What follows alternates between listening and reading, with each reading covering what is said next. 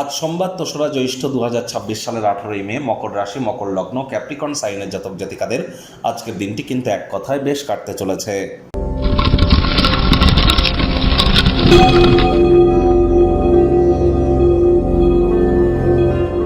ভিডিওটির শুরুতেই স্ক্রিনে আপনারা দেখতে পাচ্ছেন নবগ্রহ বীজ মন্ত্র। পারলে ৯টি গ্রহকেই শান্ত রাখবার জন্য এই নবগ্রহ বীজ মন্ত্র প্রতিদিন আপনারা ১০৮ বার করে জপ করুন, অত্যন্ত উপকৃত হবেন। এটি স্বয়ং ব্রহ্মদেবের মুখনিসৃত বাণী, ভুলভাল উচ্চারণ করলেও কোনো নেগেটিভ ইম্প্যাক্ট কিন্তু পড়ে না।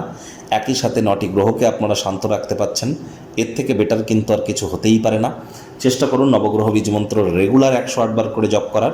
যাদের জীবনে বিভিন্ন ধরনের সমস্যার মধ্যে আছেন, কোনো প্রতিকার করে আপনারা ভালো ফলাফল পাচ্ছেন না, তাহলে চেষ্টা করে দেখুন না, একটানা আপনারা ১৮,০০০ বার বা মিনিমাম ১৮ থেকে ১৯,০০০ বার আপনারা এই নবগ্রহ বীজ মন্ত্র জপ করুন।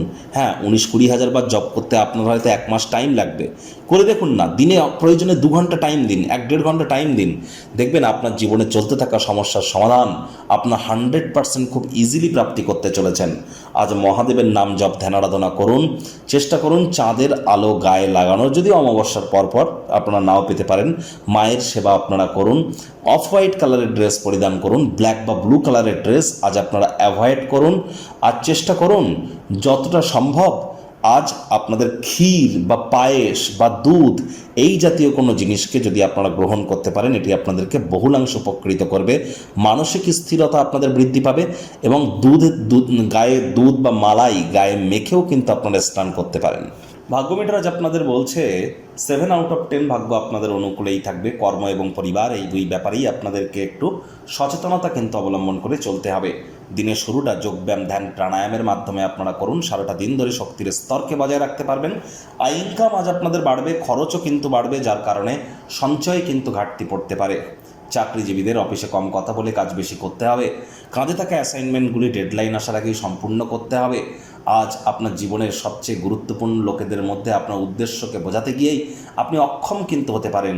আপনার মধ্যে লক্ষ্য করে দেখুন, সৃজনশীলতা, ক্রিয়েটিভিটি ধীরে ধীরে হারিয়ে যাচ্ছে, যার কারণেই জীবনের ব্যাপারে সিদ্ধান্ত গ্রহণ আপনার ক্ষেত্রে অনেক কঠিন হচ্ছে। নিজের চেহারা, ব্যক্তিত্বকে উন্নত করবার জন্য যথেষ্ট পরিমাণে সময় আপনারা পাবেন। রাজনীতিবিদদের জনসংযোগ বৃদ্ধি করতে হবে। আজ শিক্ষার্থী বিদ্যার্থীরা যে কোনো প্রকার পরীক্ষা প্রতিযোগিতায় সফলতা প্রাপ্তি করবেন। উচ্চশিক্ষার জন্য যারা বিদেশ যাত্রার কথা ভাবছিলেন, ভাগ্যদেবীও আজ আপনাদের পক্ষেই আছেন। সন্তান সন্ততি থেকে থাকলে তারাও তাদের কৃতিত্বের দ্বারা আপনাদেরকে গর্বিত অনুভব করাবে।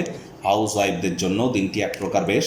প্রেমিক প্রেমিকা, স্বামী স্ত্রী দিনটিকে যতটা সম্ভব রোম্যান্টিক করে তোলা যায় সেই প্রচেষ্টাই তো আপনাদের জারি রাখা উচিত। অবিবাহিতদের বিবাহের যোগ পরিলক্ষিত হচ্ছে। যারা প্রেমে পড়েননি তাদের জীবনে স্বপ্নের নারী বা পুরুষের আগমন আজ কিন্তু হতেই পারে। একটু প্রচেষ্টা আপনাদেরকেও করতে হবে।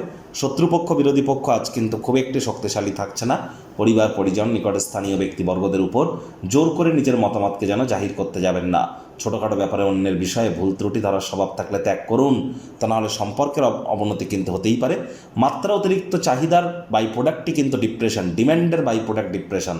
আপনার কাছের মানুষজন আপনার কাছে কী চায় সেগুলো জানার চেষ্টা করুন। অহেতুক অতিরিক্ত অর্থের অপচয় করা থেকে বিরত থাকাটাই কিন্তু শ্রেয় হবে।